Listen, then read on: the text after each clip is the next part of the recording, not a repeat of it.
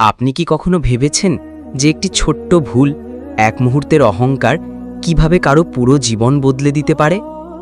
আর ক্ষমতার নেশা একজন মানুষকে কতটা অন্ধ করে দিতে পারে? আজ আমি আপনাদের এমন একটি গল্প শোনাতে যাচ্ছি যা শুধু আপনাকে নাড়া দেবে তাই নয়, এটি দেখাবে যে ন্যায়ের দেবী হয়তো দেরিতে আসেন, কিন্তু আসেনি। এটি সম্মান, কর্তব্য এবং একটি মেয়ের অটুট ভালোবাসার গল্প, যে তার মা বাবার অপমানের প্রতিশোধ নিয়েছিল এবং তাদের শিক্ষা দিয়েছিল যারা উর্দির দম্ভ দেখিয়ে গরিবদের পিষে ফেলার চেষ্টা করে। গ্রামে যখন সূর্যের প্রথম রশ্মি শহরের উঁচু ভবনগুলোর ওপর পড়ত, তখন রামদিন দাদা এবং তার স্ত্রী সুমিত্রা তাদের ছোট্ট ঝুপড়ি থেকে বেরিয়ে পড়তেন। বয়সের এই পর্যায়ে যেখানে লোকেরা বিশ্রাম নেয়, সেখানে এই দুজন ছিলেন পরিশ্রম আর নিষ্ঠার উদাহরণ। তাদের ছিল একটি ছোট্ট ক্ষেত, যেখানে তারা মৌসুমী সবজি চাষ করতেন, কখনো তাজা ভিন্ডি, কখনো চকচকে লাউ, কখনো সবুজ শাক। এই সবজিগুলো শুধু তাদের জীবিকার উপায় ছিল না, বরং তাদের রক্ত ঘামের ফল ছিল। প্রতিদিন সকালে তারা একটা ঠেলায় সবজি বোঝাই করে শহরের একটি ব্যস্ত রাস্তার ধারে তাদের ছোট্ট দোকান বসাতেন।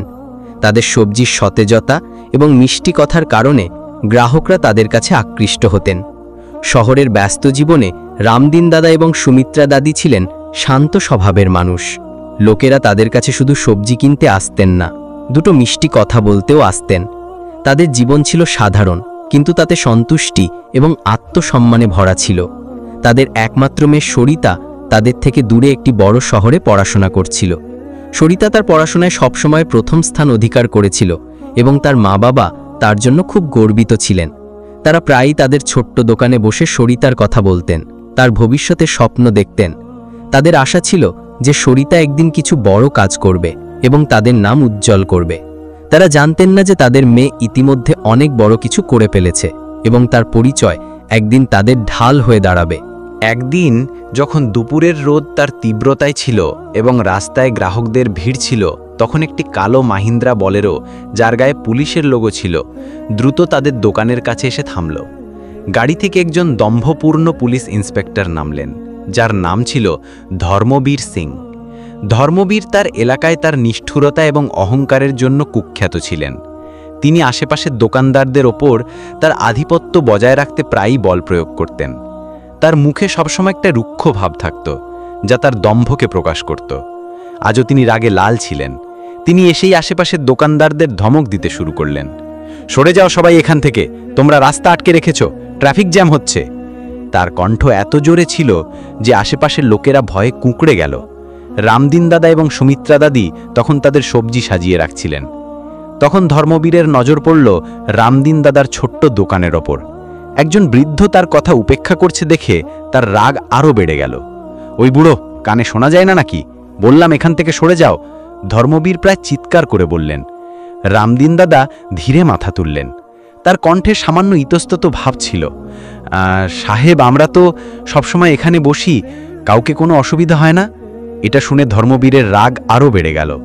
তাতে কি হয়েছে? এখন অসুবিধে হচ্ছে, এটা আমার রাস্তা, আমি যা চাই তাই করব। তিনি তার লাঠি বের করলেন, যা প্রায় গরিবদের ভয় দেখাতে ব্যবহৃত হতো। তিনি লাঠিটা হাওয়ায় ঘোরালেন এবং কোনো সতর্কতা ছাড়াই রামদিন দাদার ঠেলায় আঘাত করতে শুরু করলেন। তাজা সবজিগুলো চারিদিকে ছড়িয়ে পড়ল, কিছু মাটিতে মিশে গেল, কিছু রাস্তায় গড়িয়ে গেল। রামদিন দাদা তার সবজি বাঁচানোর চেষ্টা করলেন, কিন্তু ধর্মবীর তাকে জোরে ধাক্কা দিলেন। রামদিন দাদা ভারসাম্য হারিয়ে মাটিতে পড়ে গেলেন। এটা দেখে সুমিত্রা দাদির চোখে জল এলো। তিনি চিৎকার করে বললেন, সাহেব, আপনি এটা কি করছেন?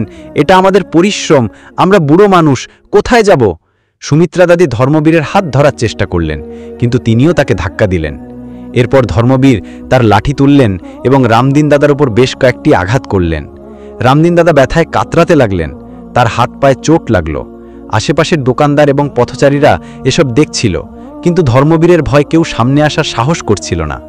ধর্মবীর রামদিন দাদাকে সেখানে ফেলে রেখে তার গাড়িতে উঠে চলে গেলেন, যেন কিছুই হয়নি।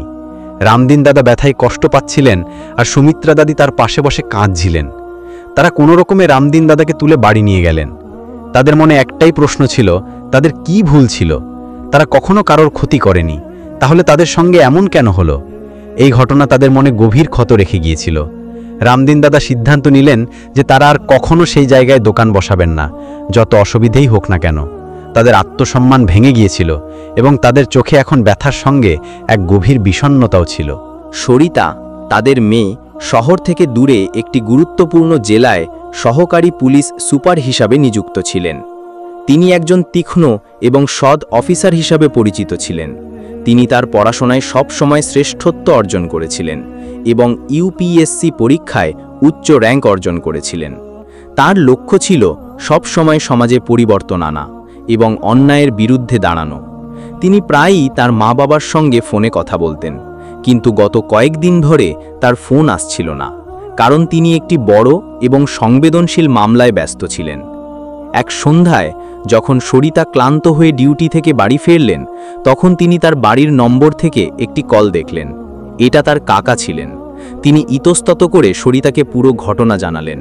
তিনি বললেন কিভাবে একজন ইন্সপেক্টর তার মা বাবাকে মারধর করেছেন এবং তাদের সবজি ফেলে দিয়েছেন। সরিতা প্রথমে বিশ্বাসই করতে পারেননি। তার মা বাবা, যারা সবসময় এত সম্মানিত এবং পরিশ্রমী ছিলেন, তাদের সঙ্গে এমন কিভাবে হতে পারে। তিনি ভেবেছিলেন এটা নিশ্চয়ই কোনো মজা, কিন্তু কাকার কণ্ঠে ব্যথা এবং উদ্বেগ স্পষ্ট ছিল। কাকা যখন পুরো গল্প বললেন, সরিতার পায়ের তলার মাটি সরে গেল। তার মা বাবার ওপর হামলা হয়েছিল এবং তারা ব্যথা ও শকের মধ্যে ছিলেন। এক মুহূর্তের জন্য তিনি ভাবলেন চোখ বন্ধ করে এসব ভুলে যান, কিন্তু তারপর তার মা বাবার মুখ মনে পড়ল, তাদের কঠিন পরিশ্রম মনে পড়ল এবং তার চোখে জল এলো। তিনি তার কর্তব্যের কথা স্মরণ করলেন। তিনি শুধু একজন মেয়ে ছিলেন না, একজন পুলিশ অফিসারও ছিলেন, যার কাজ ছিল ন্যায় বিচার প্রতিষ্ঠা করা। সরিতা তৎক্ষণাৎ তার মা বাবাকে ফোন করলেন। সুমিত্রা দাদি ফোন তুললেন। তার কণ্ঠে বিষণ্ণতা এবং দুর্বলতা স্পষ্ট ছিল। মা, তুমি ঠিক আছো? বাবা কেমন আছেন? সরিতা কাপা কণ্ঠে জিজ্ঞাসা করলেন। সুমিত্রা দাদি কাঁদতে কাঁদতে তাকে সব বললেন। বেটি, আমরা ঠিক আছি, শুধু একটু চোট লেগেছে, কিন্তু আমাদের মন ভেঙে গেছে। আমরা কখনো কারোর ক্ষতি করিনি, তাহলে আমাদের সঙ্গে এমন কেন হলো? সরিতা তাদের সান্ত্বনা দিলেন। মা, তুমি চিন্তা করো না, আমি সব ঠিক করে দেব। সেই লোকটাকে তার কৃতকর্মের শাস্তি পেতেই হবে। সরিতা তার মা বাবাকে জানালেন যে তিনি 1-2 দিনের মধ্যে তাদের সঙ্গে দেখা করতে আসবেন। তিনি তার ঊর্ধ্বতন কর্মকর্তার কাছ থেকে ছুটি নিলেন এবং তৎক্ষণাৎ তার নিজ জেলার উদ্দেশ্যে রওনা হলেন। তার চোখে রাগ এবং প্রতিশোধের আগুন ছিল, কিন্তু সঙ্গে ছিল একটি দৃঢ় সংকল্প। তিনি জানতেন যে তাকে এখন শুধু একজন মেয়ে হিসাবে নয়, একজন অফিসার হিসাবেও কাজ করতে হবে। পরদিন সকালে সরিতা তার মা বাবার বাড়ি পৌঁছলেন। রামদিন দাদা এবং সুমিত্রা দাদি তাকে দেখে আবেগপ্রবণ হয়ে পড়লেন। সরিতা তার মা বাবার হাত পায়ের ক্ষতগুলো দেখলেন এবং তার হৃদয় ব্যথায় ভরে গেল। তিনি তাদের জড়িয়ে ধরলেন এবং বললেন, আমাকে মাফ করো বাবা, আমি তোমাদের রক্ষা করতে পারিনি। রামদিন দাদা বললেন, বেটি, এতে তোর কোনো দোষ নেই, এটা আমাদের ভাগ্য ছিল। সরিতা তাদের সান্ত্বনা দিলেন, ভাগ্যের ন্যায়ও লেখা থাকে বাবা, আমি সেই লোকটাকে ছাড়ব না। তিনি তার মা বাবার কাছ থেকে ঘটনার পুরো তথ্য নিলেন। কখন ঘটেছিল, কোন গাড়িটা ছিল এবং সেই ইন্সপেক্টরের নাম কি ছিল। রামদিন দাদা জানালেন যে ইন্সপেক্টরের নাম ধর্মবীর সিং এবং তার গাড়িতে পুলিশ লেখা ছিল। সরিতা তৎক্ষণাৎ তার মোবাইল থেকে তার জেলার এসপিকে ফোন করলেন। তিনি তাদের তার পরিচয় জানালেন এবং তার মা বাবার সঙ্গে ঘটে যাওয়া ঘটনার পুরো তথ্য চাইলেন। এসপি প্রথমে তাকে চিনতে একটু দেরি করলেন, কিন্তু যখন তিনি জানলেন যে তিনি সরিতা, একজন আইপিএস অফিসার, তখন তিনি তৎক্ষণাৎ সতর্ক হয়ে গেলেন। ম্যাডাম, আমাকে ক্ষমা করবেন, আমি আপনাকে চিনতে পারিনি। আপনার মা বাবার সঙ্গে এই ঘটনা ঘটেছে জেনে আমি খুব দুঃখিত। সরিতা শান্ত কিন্তু দৃঢ় কণ্ঠে বললেন, এসপি সাহেব, আমার সেই ইন্সপেক্টরের নাম এবং তার বর্তমান পোস্টিংয়ের তথ্য চাই। আমি এই মামলায় তৎক্ষণাৎ ব্যবস্থা চাই। এসপি তৎক্ষণাৎ তথ্য দিলেন। ম্যাডাম, তার নাম ধর্মবীর সিং। সে এই থানায় নিযুক্ত আছে যেখানে আপনার মা বাবার দোকান। সরিতা ফোন কেটে দিলেন। সরিতা তার উর্দি পড়লেন। তার মুখে এখন কোনো ভাবনা ছিল না, শুধু ছিল একটি দৃঢ় সংকল্প। তিনি একটি ট্যাক্সি করে সোজা থানায় পৌঁছলেন। থানায় নীরবতা ছড়িয়েছিল। ধর্মবীর সিং তার ডেস্কে বসে কিছু ফাইল দেখছিলেন। তিনি জানতেন না যে তার জীবনের সবচেয়ে খারাপ দিন আসতে চলেছে। সরিতা প্রবেশ করলেন এবং থানার পরিবেশ হঠাৎ বদলে গেল। সব পুলিশকর্মী দাঁড়িয়ে গেল। ধর্মবীর সিংও দাঁড়িয়ে গেলেন। তিনি ভেবেছিলেন যে কোনো ঊর্ধ্বতন কর্মকর্তা পরিদর্শনের জন্য এসেছেন। সরিতা তাকে দেখলেন। তার চোখে কোনো ভাবনা ছিল না। ইন্সপেক্টর ধর্মবীর সিং? সরিতা জিজ্ঞাসা করলেন। জি ম্যাডাম। ধর্মবীর একটু দম্ভের সঙ্গে উত্তর দিলেন। তিনি এখনও জানতেন না যে এই আইপিএস অফিসার কে। আপনি আমাকে চেনেন না? সরিতা তার চোখের দিকে তাকিয়ে জিজ্ঞাসা করলেন। ধর্মবীর মনোযোগ দিয়ে দেখলেন। তাকে কিছুটা মনে পড়ল। এই মেয়েটি তার মেয়ের মতো দেখতে, কিন্তু তিনি নিশ্চিত হতে পারছিলেন না। ম্যাডাম, আমার মনে হয় আমি আপনাকে কোথাও দেখেছি। হয়তো আপনি আমার মা বাবাকে দেখেছেন। সরিতা শান্ত কণ্ঠে বললেন। এটা শুনে ধর্মবীরের মুখ ফ্যাকাশে হয়ে গেল। তিনি ভাবলেন, এটা কোনো স্বপ্ন? আপনার মা বাবা? তিনি হকচকিয়ে বললেন, হ্যাঁ, সেই বুড়ো দাদা দাদি যারা রাস্তার ধারে সবজি বিক্রি করেন এবং যাদের আপনি কিছুদিন আগে আপনার লাঠি দিয়ে মেরেছিলেন। সরিতার কণ্ঠে এখন বরফের মতো ঠান্ডা ভাব ছিল। ধর্মবীরের কপালে ঘাম জমতে লাগল। তিনি বুঝতে পারছিলেন না কি বলবেন। ম্যাডাম, আমাকে মাফ করবেন, আমি জানতাম না যে তারা আপনার মা বাবা, তিনি গড়গড় করে বললেন। সরিতা একটা ঠান্ডা নিঃশ্বাস নিলেন। আপনার জানার দরকার ছিল না যে তারা আমার মা বাবা নাকি অন্য কারো। একজন পুলিশ অফিসারের কাজ হলো মানুষের রক্ষা করা, তাদের মারধর করা নয়। ধর্মবীরের কাছে কোনো উত্তর ছিল না। তিনি শুধু নিচের দিকে তাকিয়েছিলেন। আপনি উর্দির অপমান করেছেন ধর্মবীর সিং, সরিতা বললেন। আপনি একজন পুলিশ অফিসারের মর্যাদাকে ক্ষুণ্ণ করেছেন। আপনি যেভাবে আমার মা বাবার সঙ্গে ব্যবহার করেছেন তা অমানবিক এবং ক্ষমার অযোগ্য। তিনি তার পকেট থেকে তার পরিচয়পত্র বের করে ধর্মবীরের সামনে ঝরালেন।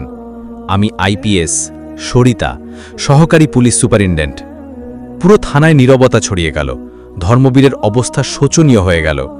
তিনি বুঝতে পেরেছিলেন যে তিনি কত বড় ভুল করেছেন। আমি আপনাকে সাসপেন্ড করছি ধর্মবীর সিং, সরিতা দৃঢ় কণ্ঠে বললেন। আপনার বিরুদ্ধে বিভাগীয় তদন্ত হবে এবং আমি নিশ্চিত করব যে আপনি কঠোরতম শাস্তি পান। ধর্মবীর গড়গড় করে বললেন, ম্যাডাম, দয়া করে আমাকে মাফ করবেন, আমার চাকরি চলে যাবে, আমি গরিব মানুষ। সরিতা তার কোনো কথা শুনলেন না। যখন আপনি আমার মা বাবাকে মারছিলেন তখন আপনার মনে পড়েনি যে তারা গরিব? যখন আপনি তাদের পরিশ্রম পায়ে মারাচ্ছিলেন তখন আপনার দয়া হয়নি? সরিতা তৎক্ষণাৎ এসপিকে ফোন করলেন এবং তাদের ধর্মবীর সিংয়ের সাসপেনশনের আদেশ জারি করতে বললেন। এসপি কোনো দেরি না করে আদেশ জারি করলেন। ধর্মবীর সিংকে তার উর্দি খুলে ফেলতে এবং তার সার্ভিস রিভলভার জমা দিতে নির্দেশ দেওয়া হলো। তাকে সেই দিনই থানা থেকে বের করে দেওয়া হলো। এই খবর দাবানলের মতো ছড়িয়ে পড়ল।